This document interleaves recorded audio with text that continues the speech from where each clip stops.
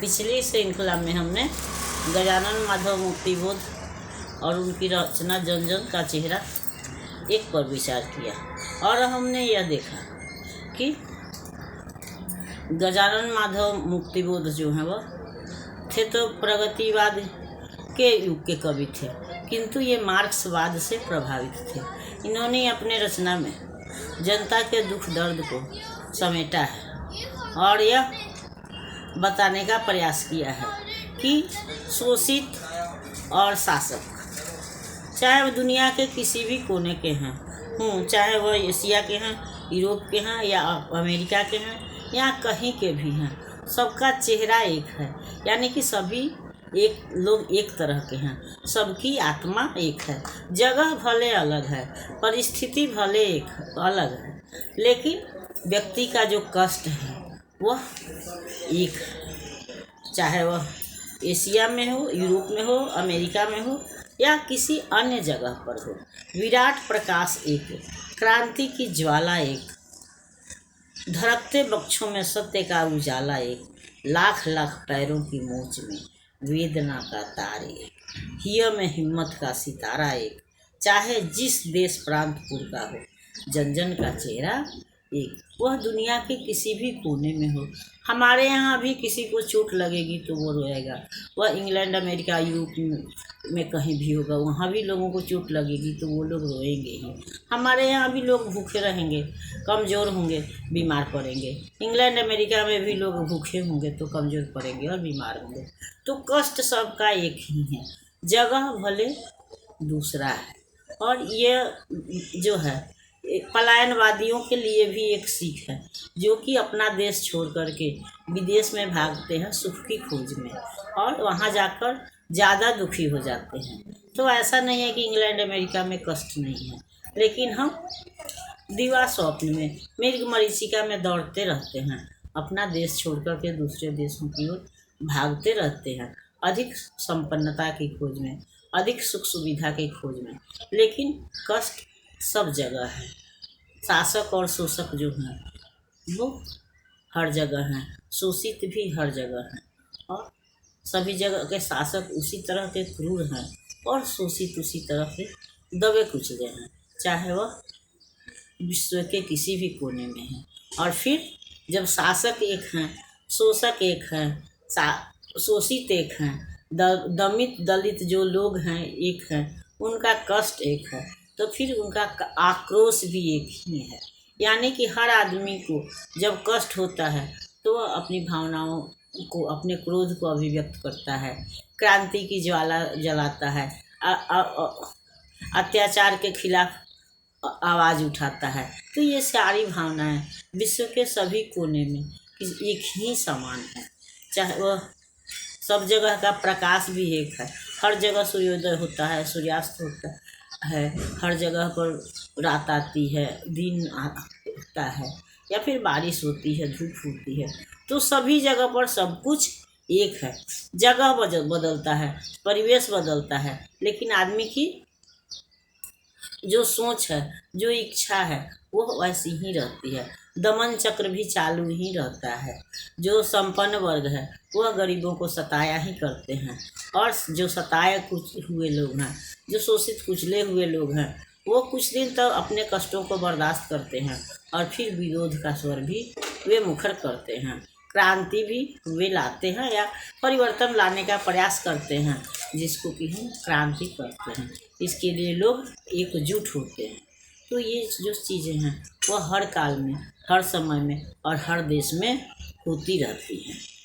विराट प्रकाश एक है, क्रांति की ज्वाला भी एक जैसी है, धड़कते वक्षों में सत्य का उजाला भी, सबकी सोच भी वही है, सच्चाई जो है वह सच्चाई ही है।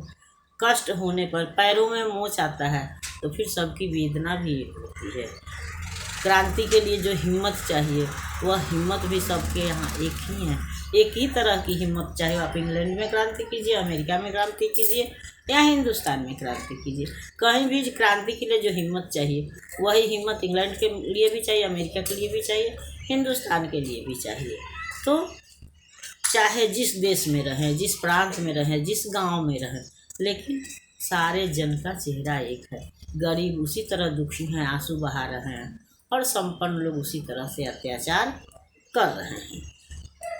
एशिया के, यूरोप के, अमेरिका के भिन्न भिन्न वास स्थान, भौगोलिक ऐतिहासिक बंधनों के बावजूद सभी ओर हिंदुस्तान, सभी ओर हिंदुस्तान, सभी ओर बहनें, सभी ओर भाई, सभी ओर कन्हैया ने गाय चराई। जिंदगी की मस्ती की अकुलाती भोर एक, बंसी की धुन सभी ओर एक। तो वही भौगोलिक परिस्थितियाँ बदलती हैं, ऐतिहासिक बंधन जो है वह परिस्थितियाँ बदलती हैं, जगह बदलता है, लेकिन लोग वही हैं। जो दर्द हिंदुस्तान में है, सभी और हिंदुस्तान का मतलब वही है कि जो परिस्थिति हिंदुस्तान में है वही परिस्थिति इंग्लैंड और अमेरिका में भी है। सब जगह है, बहन है, भाई है, शासक हैं, शोषक हैं, लोग हैं, सभी जगह कृष्ण है, सभी जगह यानी सभी जगह त्याग है, सभी जगह बलिदान है, सभी जगह शोषण है, सभी जगह शोषण के विरुद्ध आवाज़ है। सब जगह जीने के लिए प्रयासरत। रात्रि में अगर हम दुबक के सो जाते हैं तो सुबह उठने की बेचैनी भी सबको लगती है कि हम उठ करके अपने नित्य क्रिया में लग जाएं। दानव दुरात्मा एक, मानव की आत्मा एक, शोषक और खूनी और चोर एक। तो सब जगह के शोषक भी उसी तरह हैं, शोषित भी उसी तरह हैं, खूनी भी उसी तरह हैं। अगर कृष्ण गाय चरा रहे हैं तो इस तरह के कृष्ण आपको अमेरिका, यूरोप में भी मिल जाएंगे। उसी तरह की बंसी की धुन, वहाँ भी गीत है, संगीत है, नृत्य है, और शोषण भी है, चित्कार भी है, रुदन भी है, और हमारे यहाँ भी है। अगर कृष्ण बंसी बजाते हैं तो कंस अत्याचार भी करता है। राम जी अगर अहिल्या का उद्धार करते हैं तो रावण सीता का हरण भी करता है। तो ये परिस्थितियाँ विश्व के हर कोने में, ऐसा नहीं है कि केवल हिंदुस्तान में है, बल्कि सभी जगहों पर है। आत्मा और दुरात्मा, महात्मा सब जगह पर है।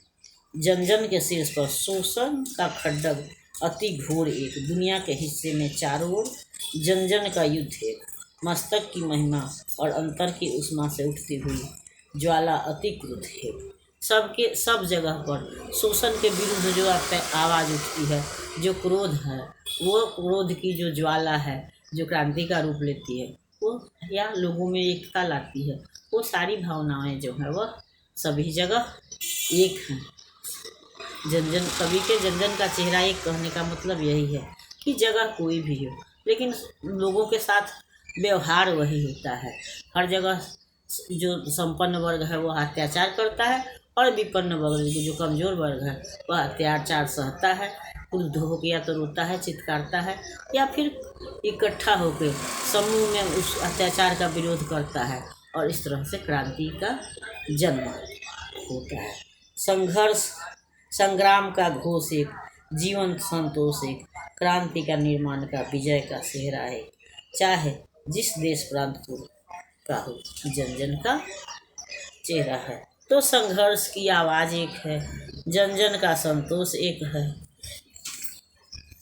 क्रांति का, निर्माण का, विजय, उसके विजय का, परिस्थितियों पर जीतने का, ये सब सारी जो भावनाएं हैं, खुशी है, दुख है, हर्ष है, उल्लास है, ये सभी चीज़ें जो हैं सब जगह पर एक हैं। चाहे हम दुनिया के किसी भी कोने में चले जाएं, लेकिन शासक शोषित का अंतर जो है वह समाप्त नहीं होगा, और न इस शोषण के विरुद्ध उठने वाली आवाज़ ही समाप्त होगी। चाहे जितना भी दमन चक्र चलाया जाए, जितना भी उस आवाज़ को, विरोध की आवाज़ को दबाने की कोशिश की जाए, लेकिन ये आवाज़ भी दबेगी नहीं। क्रांति ला करके ही रहेगी, परिवर्तन ला करके ही रहेगी। अगली श्रृंखला में हम लोग रघुवीर सहाय और उनकी रचना अधिनायक पर विचार करेंगे। तब तक यह श्रृंखला आपको पसंद आती है तो इसको लाइक कीजिए, सब्सक्राइब कीजिए। मिलते हैं अगली श्रृंखला में, तब तक के लिए धन्यवाद।